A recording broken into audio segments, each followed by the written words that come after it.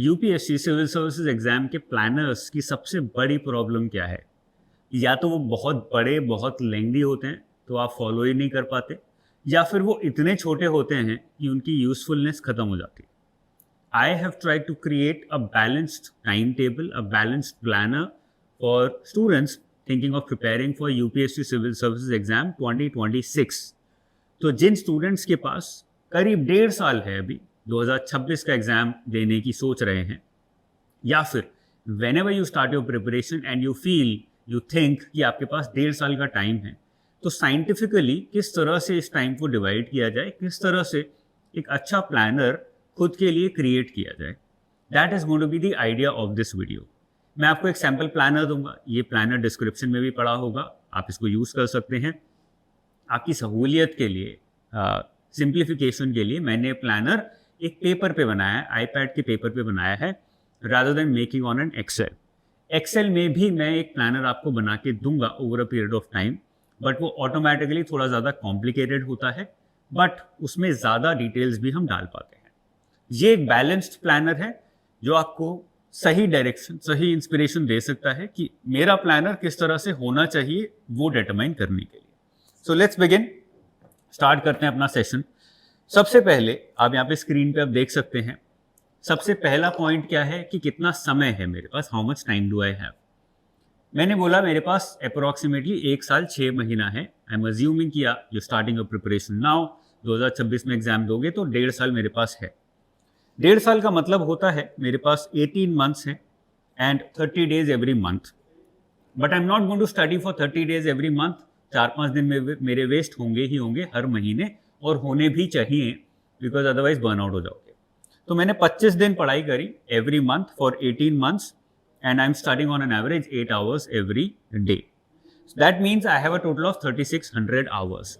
तो मेरी पूरी प्रिपरेशन मुझे 3600 घंटे 3600 आवर्स में डिवाइड करनी है। This is what I need to do. Okay, now how do I do it, I will get to that as well. But उससे पहले थोड़ा सा डिटेल में मैं जाना चाहूंगा, जिससे कि स्टूडेंट को भी समझ आ जाए कि कौन कौन से सब्जेक्ट्स पढ़ने हैं और कितना टाइम हर एक सब्जेक्ट को देना चाहिए। That is my second point, that is number of subjects, what all subjects do I have to study, sources क्या क्या यूज करने हैं और कितना टाइम हर एक सब्जेक्ट को देना है। अगर मैं समराइज करूं तो there are a total of 8 minor subjects that you have to read and 5 major subjects that you have to read. तो ये आपको पढ़ना है। ये लिस्ट मैंने डाली हुई है। इसमें से मेजर सब्जेक्ट्स क्या हैं?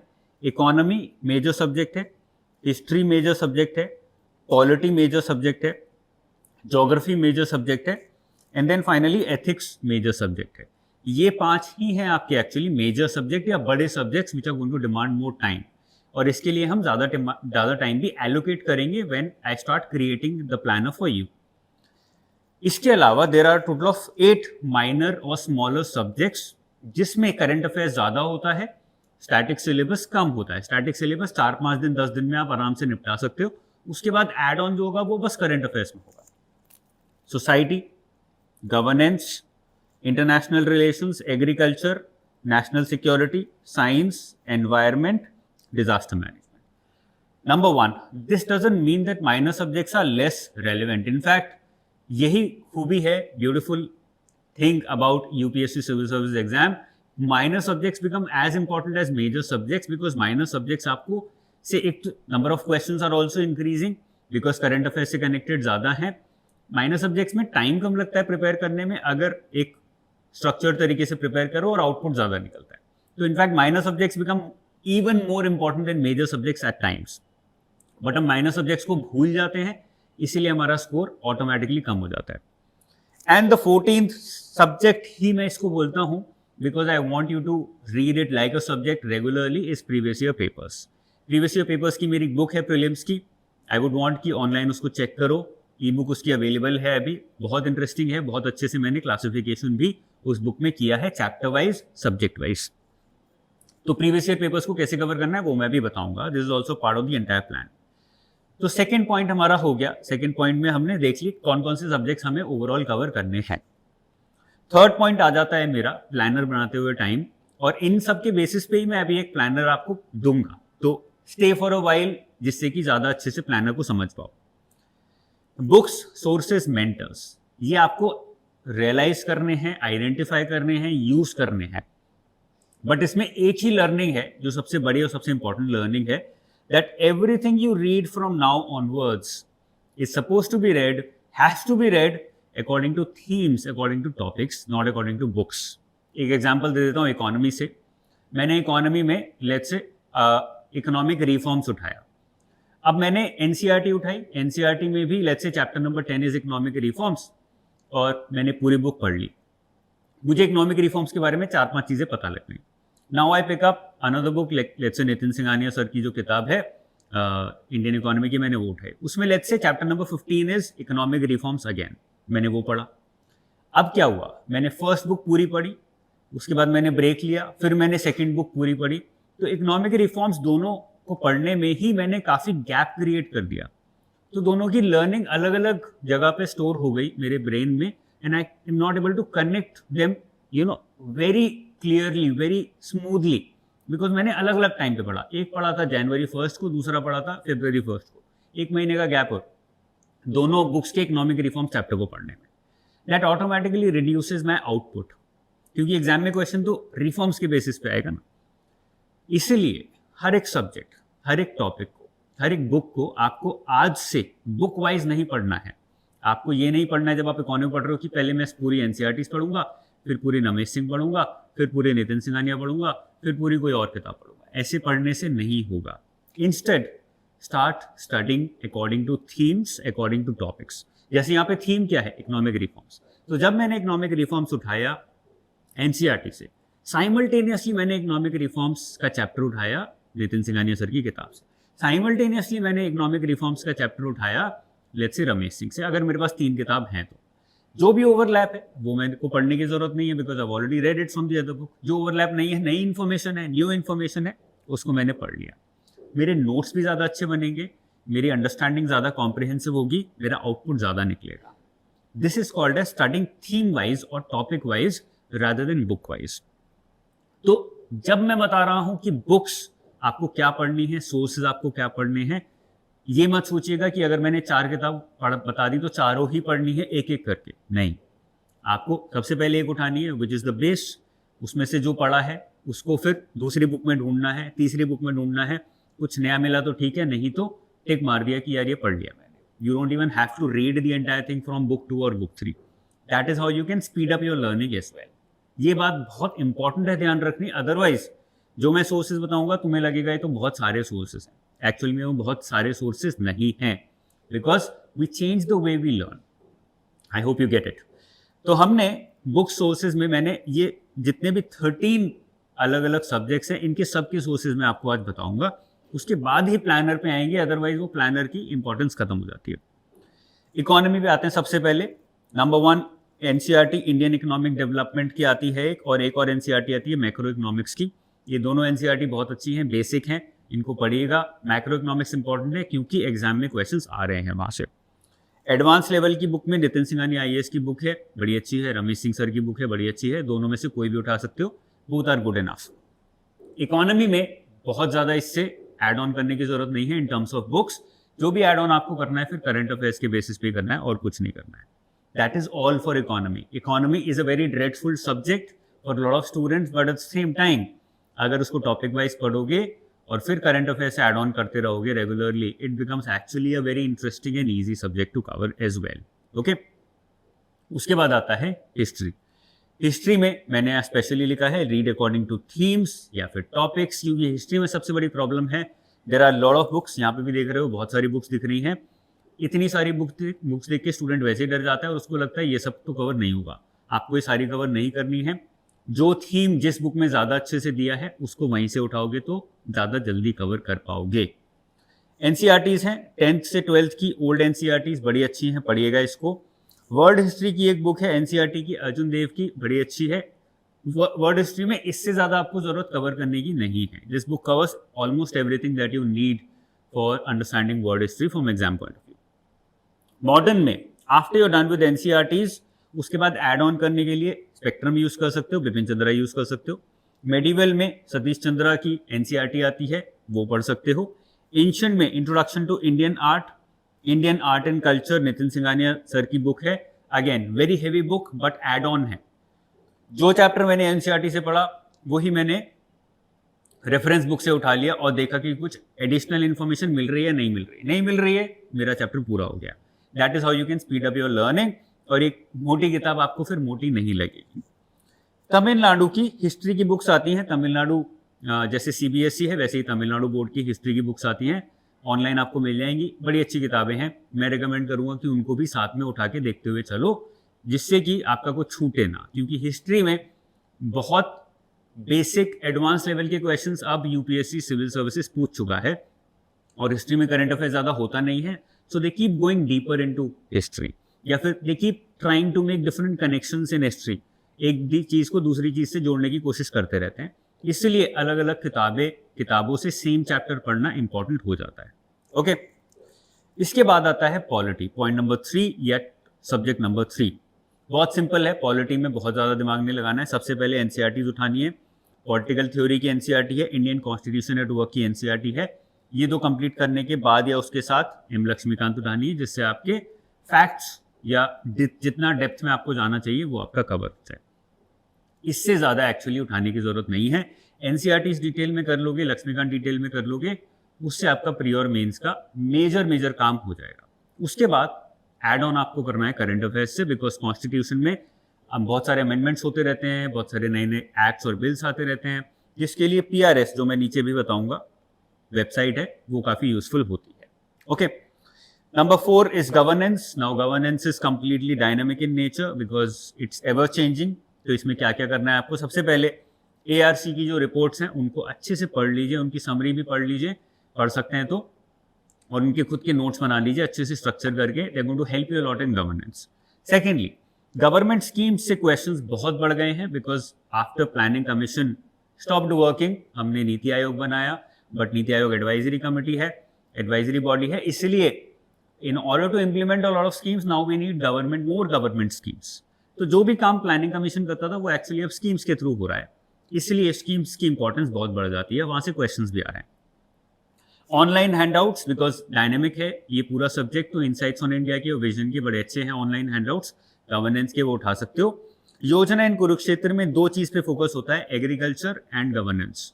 तो ये दोनों सब्जेक्ट्स के लिए, एग्रीकल्चर और गवर्नेंस के लिए योजना कुरुक्षेत्र यूजफुल होते हैं।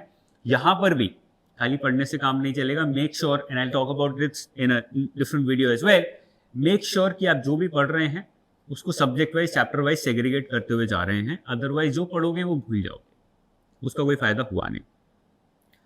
पॉइंट नंबर 5 या सब्जेक्ट नंबर 5, ज्योग्राफी, ये भी उतना ही बड़ा लग रहा है, बट थीम वाइज और टॉपिक वाइज पढ़ोगे तो ऑटोमेटिकली इजी लगने लगेगा। कौन कौन सी किताबें हैं जो ध्यान रखनी है, 11th एंड 12th की एनसीईआरटीज बहुत कॉम्प्रिहेंसिव हैं, इससे ज़्यादा पढ़ने की ज़रूरत नहीं है, यही पढ़ लोगे और समझ लोगे काफ़ी है एक्चुअली ज्योग्राफी के लिए। इंडिया फिजिकल एनवायरनमेंट, ये भी एक बुक है, एनसीईआरटी है जिसका नाम है। Fundamentals of physical geography, human geography, ये सारे एनसीईआरटीज के बुक्स के नाम हैं। इंडिया, पीपल एंड इकोनॉमी, तो देखो economic geography, human geography, physical geography, ये सारी ही ज्योग्राफी कवर हो जाएंगी आपकी, और खाली इंडियन ज्योग्राफी नहीं, ग्लोबल ज्योग्राफी पूरी कवर हो जाएगी। एटलस बड़ी इंपॉर्टेंट है क्योंकि ज्योग्राफी पूरा एटलस बेस्ड है या फिर पिक्टोरियल रिप्रेजेंटेशन बेस्ड है। जो भी कुछ पढ़ोगे अगर उसका पिक्टोरियल रिप्रेजेंटेशन नहीं किया है तो अंडरस्टैंडिंग ऑलरेडी आधी हो गई। एडवांटेज यही है ज्योग्राफी में कि जैसे ही आपने एक विजुअल रिप्रेजेंटेशन बनाया, आपकी अंडरस्टैंडिंग बढ़ गई और आपके लिए उसको याद रखना भी आसान हो गया। So why not do it. तो इसलिए एटलस और मैपिंग बड़ी इंपॉर्टेंट हो जाती है। पीएमएफआईएस के नोट्स आते हैं, रेफरेंस के लिए इसको यूज कर सकते हो। ये नहीं कि पूरी बुक उठा के पढ़ना शुरू कर दिया, जो भी चैप्टर आपने एनसीईआरटी में पढ़ा फिर उसको पीएमएफआईएस के नोट्स में से देख लिया, कुछ एड ऑन मिला तो ऐड कर लिया, नहीं तो नहीं किया। So this about point number 5 और subject number 5, that is geography. फिर आता है सोसाइटी। सोसाइटी सिंपल है, क्वेश्चंस भी कम आते हैं, मेंस फोकस है बहुत ज़्यादा। आप एनसीईआरटीज पढ़िए खाली 11th और 12th की सोशियोलॉजी की, आपको बेसिक्स ऑफ सोसाइटी समझ आ जाएंगे। राम आहूजा की किताब आती है इंडियन सोसाइटी की, बहुत अपडेटेड नहीं है बट बेसिक्स वहाँ पे सोसाइटी के कवर्ड हैं अच्छे से, तो उसको आप एक बार पढ़ सकते हैं। इसको इकोनॉमी के साथ लिंक भी कर सकते हैं because economy is also very dynamic in nature, और सोसाइटी में जो भी हो रहा है that also keeps on evolving, तो दोनों कनेक्ट हो जाते हैं काफी अच्छे से। सब्जेक्ट नंबर 7, इंटरनेशनल रिलेशंस, पूरा डायनेमिक है ये भी, जस्ट लाइक गवर्नेंस।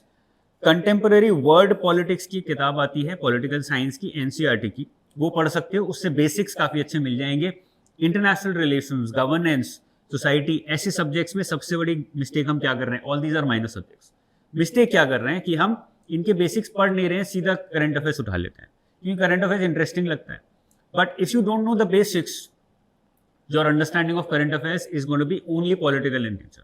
जैसे अभी यूक्रेन में जो हो रहा है, या से मिडिल ईस्ट में जो हो रहा है, हम लोग बहुत पॉलिटिकल एंगल से बात करते रहते हैं, क्योंकि न्यूज़ में हमें बहुत पॉलिटिकल एंगल्स ही मिलते हैं। बट एग्जाम के लिए वो पॉलिटिकल एंगल इंपॉर्टेंट नहीं है उनके लिए, दे लुक बियॉन्ड इट। वो एकेडमिक एंगल ढूंढते हैं कि आपको अंडरस्टैंडिंग है या नहीं है, वो आपको बेसिक से मिलेगी। इसलिए राजीव सिकरी की एक बुक आती है, काफ़ी पुरानी है, इंटरनेशनल रिलेशंस की, बट अभी भी अच्छी है, उसमें बेसिक्स का वर्ड है, वो उठा सकते हो। वर्ल्ड पॉलिटिक्स की बुक है एनसीईआरटी की, वो उठा सकते हो। और मैंने यहाँ स्पेशली लिखा हुआ है, stay away from political discussions on international relations, academic discussions या एकेडमिक रीजंस पे फोकस करना है। Ministry of external affairs, observer research foundation, ये कुछ वेबसाइट्स हैं जो कि फॉलो कर सकते हो, क्योंकि डायनामिक है, तो यहाँ पे आपको बहुत अच्छा अपडेट मिलेगा। And at the same time उसके जो रीजनिंग होंगे वो पॉलिटिकल कम होंगे और वो एकेडमिक ज़्यादा होंगे, तो वो ज़्यादा साउंड रीजनिंग आपको दे पाते हैं। इसलिए इन वेबसाइट्स को मैं वो रिकमेंड करूंगा कि फॉलो करो, rather than trying to learn these subjects from the news. Don't try to do that, because ये पॉलिटिकली मोटिवेटेड बहुत ज़्यादा या पॉलिटिकली चार्ज बहुत ज़्यादा सब्जेक्ट्स होते हैं। सोसाइटी, गवर्नेंस, इंटरनेशनल रिलेशन, ये सब पॉलिटिकली इन्फ्लुएंस्ड हैं बहुत heavily subjects. Okay, subject number 8, agriculture, again a minor subject. मैंने अलग से इसलिए डाला है बिकॉज यहाँ से क्वेश्चंस काफ़ी आ रहे हैं।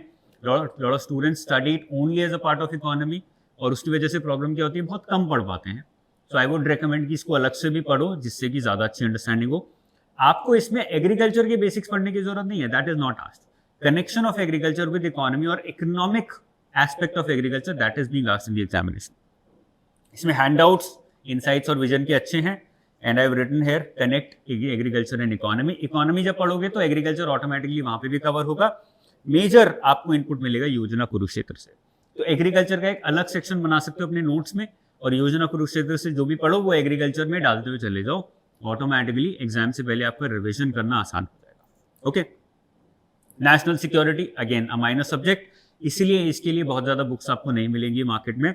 हैंडआउट्स, इनसाइट्स और विजन के दोनों के अच्छे हैं। IDSA वेबसाइट और मिनिस्ट्री ऑफ होम अफेयर्स की वेबसाइट में भी काफ़ी कुछ इन्फॉर्मेशन मिलेगी। स्ट्रक्चर और डिफरेंट सिक्योरिटी एजेंसीज, ये बड़ा इंपॉर्टेंट है, यहाँ से क्वेश्चंस आते रहे हैं और आते रहेंगे। या फिर whenever they mention a security agency, उसका स्ट्रक्चर ब्रीफली बताना इंपॉर्टेंट हो जाता है। तो please try and understand that कि कौन कौन सी नेशनल सिक्योरिटी एजेंसीज हमारे देश में, अलग अलग टाइप की security, economic security, political security, border security, कौन कौन सी नेशनल सिक्योरिटी एजेंसीज है, वो कैसे काम करती है। अशोक कुमार IPS सर की एक किताब है नेशनल सिक्योरिटी के ऊपर, रिकमेंड करूंगा, उसको उठा के पढ़ सकते हो, काफ़ी आपको अच्छे इनपुट्स मिलेंगे। साइंस की इंपॉर्टेंस काफ़ी बढ़ गई है पिछले कुछ सालों में, बीच में थोड़ा सा डाउनफॉल आया था साइंस का, लेकिन फिर से आ गया। करंट अफेयर्स पे बहुत ज़्यादा फोकस होता है, साइंस का बेसिक्स पे कम फोकस होता है, तो इसलिए मैंने करंट अफेयर्स स्पेशली लिखा है।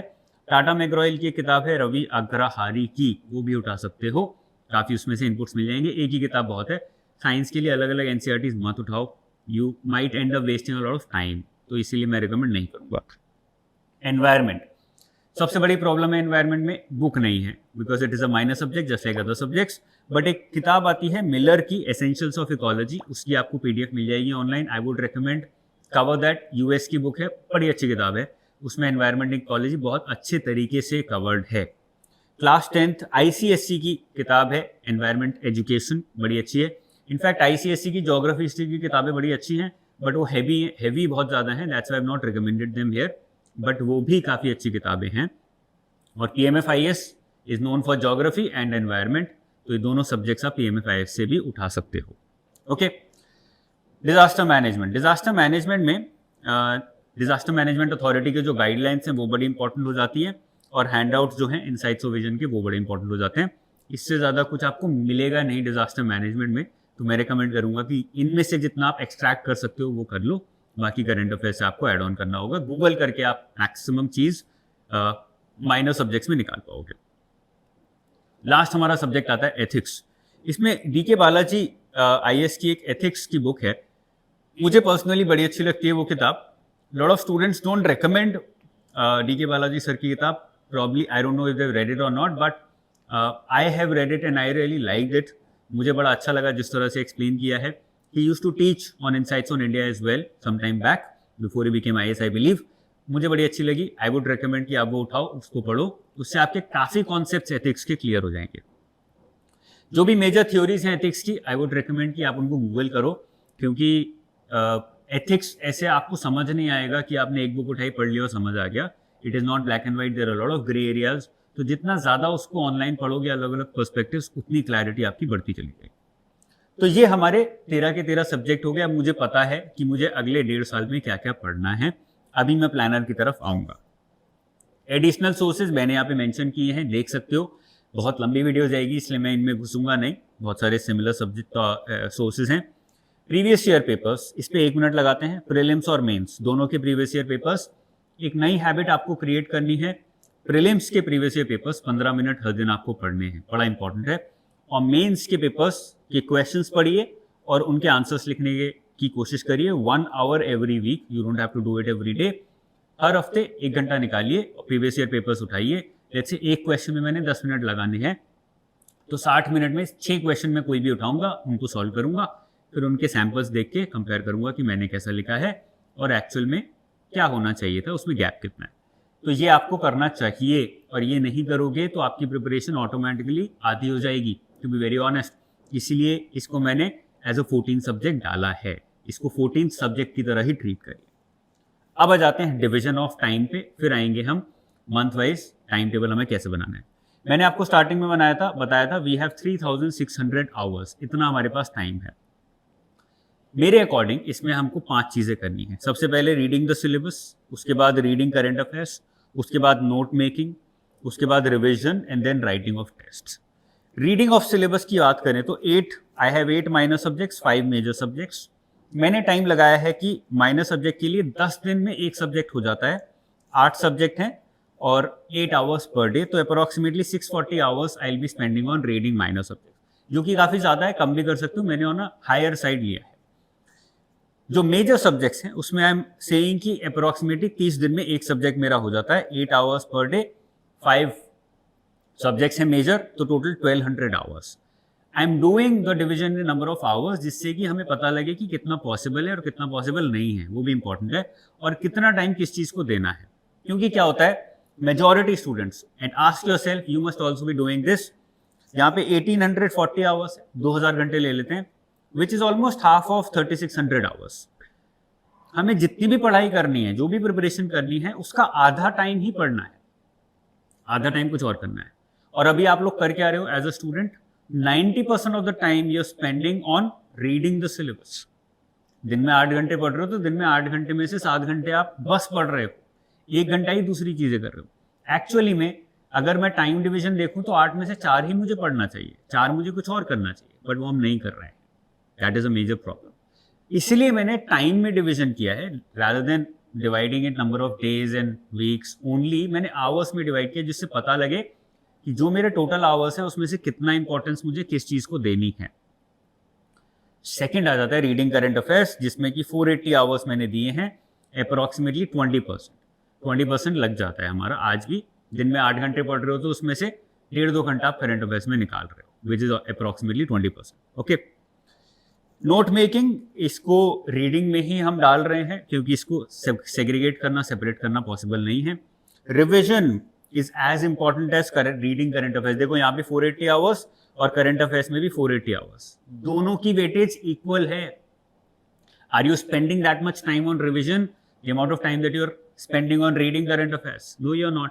आई know that you are not doing that, और इसलिए सक्सेस नहीं मिलता, क्योंकि हमारा टाइम डिविजन साइंटिफिक नहीं है. एंड फाइनली राइटिंग टेस्ट, जिसमें प्रीलिम्स के टेस्ट आ जाते हैं, मेंस के टेस्ट आ जाते हैं. प्रीलिम्स में मैंने 10 फुल टेस्ट देने हैं, उनका एनालिसिस करना है, और 1600 क्वेश्चन अप्रोक्सीमेटली मुझे प्रैक्टिस करने हैं. उस तरह से मैंने डिवीजन किया है. और तो मेरा प्रीलिम्स का आया 150 आवर्स का डिवीजन, और मेंस का आया टोटल 360 आवर्स का डिवीजन. तो टोटल बन गया हमारा 500 घंटे के आसपास हमारा बन रहा है. तो देखो आप, टोटल अगर मैं टाइम देखूं 500 आवर्स में, तो उसमें से 150 आवर्स, 500 में से 150 इधर हैं और लेट्स से 350 इधर हैं। ये डिवीजन है मेरा। क्या ये डिवीजन फॉलो कर रहे हो? नहीं कर रहे हो। करते क्या है एग्जैक्टली? प्रीलिम्स को 150 की जगह हम 250 300 आवर्स दे रहे हैं, बट मेंस के टेस्ट लिखने में हम बहुत कम समय लगाते हैं। बट होना क्या चाहिए? Your 70% of your time is going on writing test of mains and only 30% of the total time of writing test is going on writing test of prelims. इस तरह से डिवीजन करना है इन नंबर ऑफ आवर्स। अब इन्हीं number of hours को लेके मैं मंथली वीकली डिवीजन करूंगा, जो मैं आपको अभी नीचे बताने जा रहा हूं। एक बार नीचे आ जाते हैं, मंथली डिवीजन पे अब आ गए।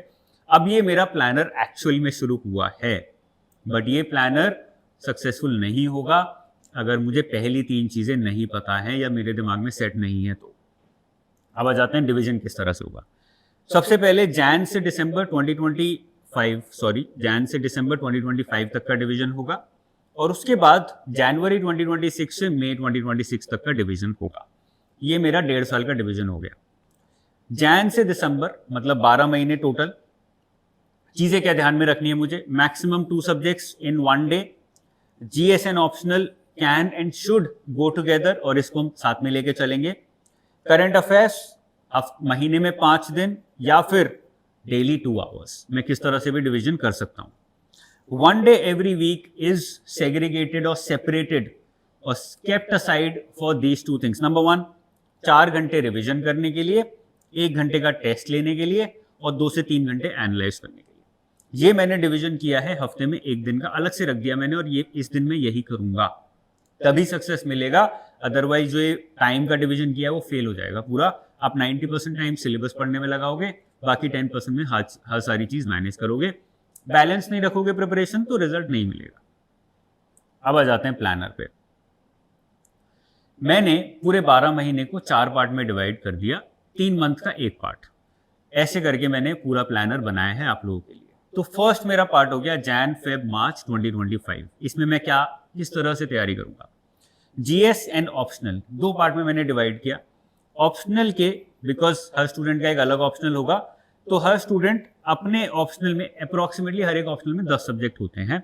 किसी में 11 होंगे, किसी में 9 होंगे, किसी में 12 होंगे। मैंने डिसाइड किया पहले 3 महीने में कोई भी 5 सब्जेक्ट उठाऊंगा। 5 सब्जेक्ट कॉम्बिनेशन होता है, 1 डिफिकल्ट या 2 डिफिकल्ट 3 ईजी, या 1 डिफिकल्ट 4 ईजी, कुछ भी मैं कॉम्बिनेशन बना सकता हूं जो मुझे लगता है मैं अचीव कर पाऊंगा। तो मैंने कोई भी 5 सब्जेक्ट उठा लिए पहले 3 महीने के लिए, and I will try and cover them. GS में क्योंकि हर किसी को सेम काम करना है तो मैं आपको स्पेसिफिकली बता देता हूं, पहले 3 महीने में 2 सब्जेक्ट उठाइए, इकोनॉमी एंड हिस्ट्री, जो मेजर सब्जेक्ट्स हो गए। 2 महीने आपके इसी में लग जाएंगे 3 महीने में से, और 3 माइनर सब्जेक्ट उठाइए जो कि 1 महीने में तीनों कवर कर सकते हो। एनवायरमेंट, डिजास्टर मैनेजमेंट, साइंस, ये 3 उठा सकते हो। करंट अफेयर्स में 1 न्यूज़पेपर से ज्यादा नहीं उठाना है, और मैक्सिमम ध्यान रखना है 2 hours per day. It can also be 1 hour per day. आप कम करना चाहो तो कम भी कर सकते हो, and I would recommend actually reducing it. एक तो मॉर्निंग में ना पढ़ो न्यूज़पेपर, इवनिंग में जाके पढ़ो जब आप थक गए हो, और मैक्सिमम 2 घंटे दो, 2 घंटे से ज्यादा मत दो। 1 घंटा दोगे तो और भी अच्छा है एक्चुअली, बिकॉज आपका न्यूज़पेपर में इनपुट बहुत होता है, आउटपुट बहुत कम होता है। ये आपको करना है 5 दिन फॉर मतलब ये आपको करना है डेली बेसिस पे। जीएस, करंट अफेयर्स का मैंने बता दिया। अब करंट अफेयर्स का एक और तरीका भी फॉलो कर सकते हो कि मैंने per month I am just spending 5 days only on current affairs, जिसमें मैं इनसाइट्स या विजन की मंथली मैगजीन कवर करूं। और ये मुझे बेटर लगता है, according to me it's a better technique. क्यों? क्योंकि 5 दिन में मैंने पूरे महीने का पढ़ लिया। Now I M free of current affairs, now I can focus on the syllabus part. Otherwise मैं पूरे दिन में जगल ही करता रह जाता हूँ। 2 घंटे करंट अफेयर्स पढ़ा, 2 घंटे फिर इकोनॉमी पढ़ा, फिर 2 घंटे डिजास्टर में। It makes it very confusing. Better है कि ज्यादा सिंपल रखो और अपने आप को फोकस करने का टाइम दो। तो ये पहले 3 महीने में आपको करना है। करंट अफेयर्स का जो मैंने यहां पर बताया यही रिपीट होता रहेगा। You don't have to do anything extra.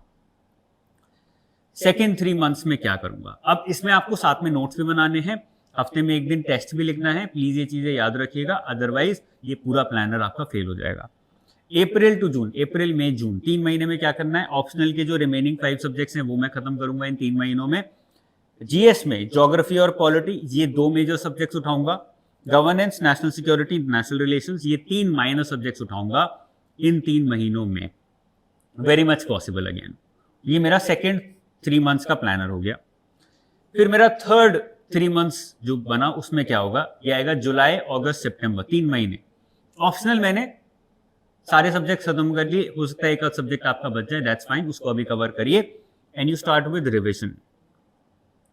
Revision कैसे करना है, पूरे हफ्ते में रोज 2-2 3-3 घंटे निकालिए, एक एक सब्जेक्ट उठाइए। मैंने एक वीक में एक सब्जेक्ट पूरा पढ़ा और उसका वीकेंड में टेस्ट लिया। हर एक वीक में एक टेस्ट अब आपको शुरू करना है ऑप्शनल का।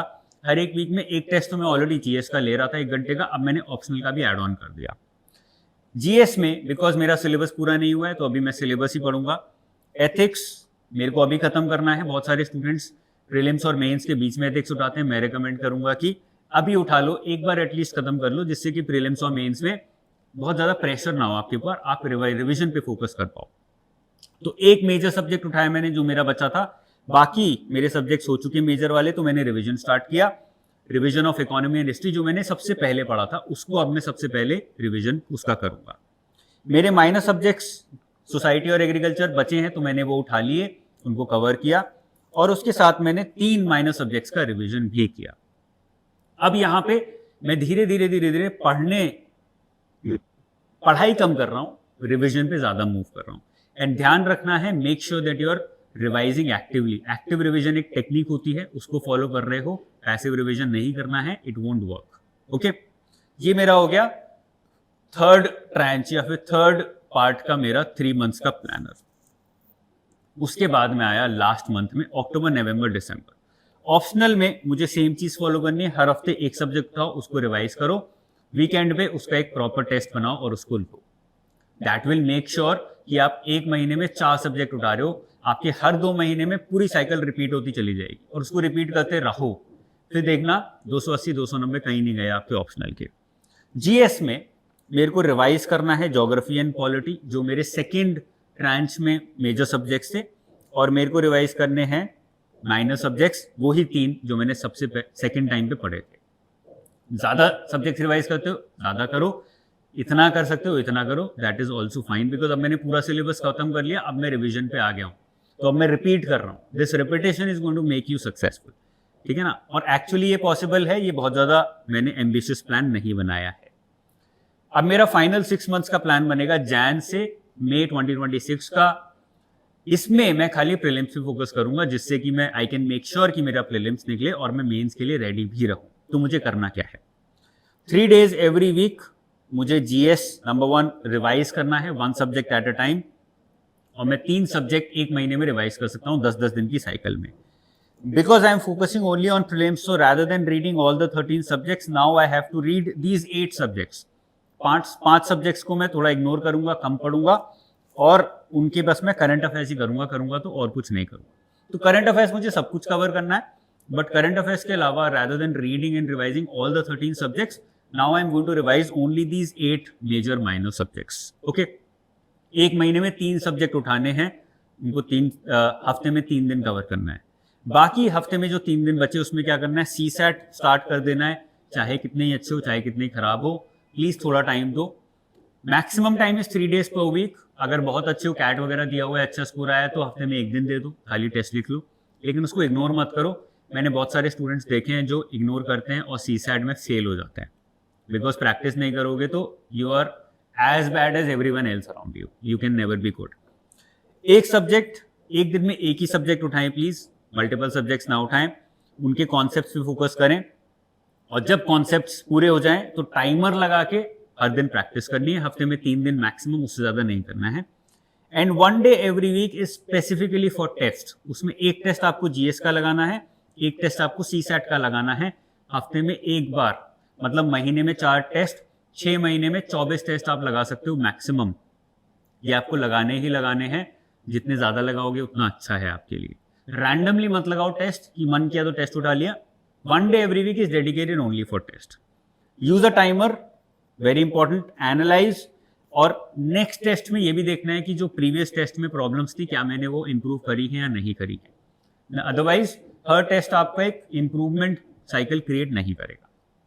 ये हो गया मेरा प्रीलिम्स का प्लानर, इससे मेरा पूरा प्रीलिम्स का खत्म हो जाता है। So this brings me to the end of, अब इसमें बहुत ज्यादा डिवीजन आपको करने की जरूरत नहीं है, कि मुझे जैन में क्या करना है, फेब में क्या करना है, मार्च में क्या करना है, आपको यही फॉलो करना है। इसमें आप क्रिएट कर सकते हो अलग अलग साइकिल की मुझे 3 दिन की जगह मैंने 4 दिन जीएस को दे दिए, 2 दिन मैंने सीसैट को दे दिए, या 5 दिन जीएस को दे दिया, 1 दिन सीसैट को दे दिया। That division you can make, वो ट्वीक आप कर सकते हो according to your strength and weaknesses. But इससे ज़्यादा कुछ करने की प्रीलिम्स के लिए ज़रूरत नहीं है, इतना सिंपल ही रखोगे तो बेटर है। मैंने आपको बता दिया है, ये 8 सब्जेक्ट आपको करने हैं, करंट अफेयर्स करना है, और एक बार में एक सब्जेक्ट उठा के 3 दिन पढ़ना है हफ्ते में, और 1 महीने में 3 सब्जेक्ट खत्म करने की कोशिश करनी है, ठीक है। So that is it about this entire planner. I hope it was useful. ये पूरा प्लानर मैं डिस्क्रिप्शन में डाल दूंगा so that you guys can use it. I will see you very soon again.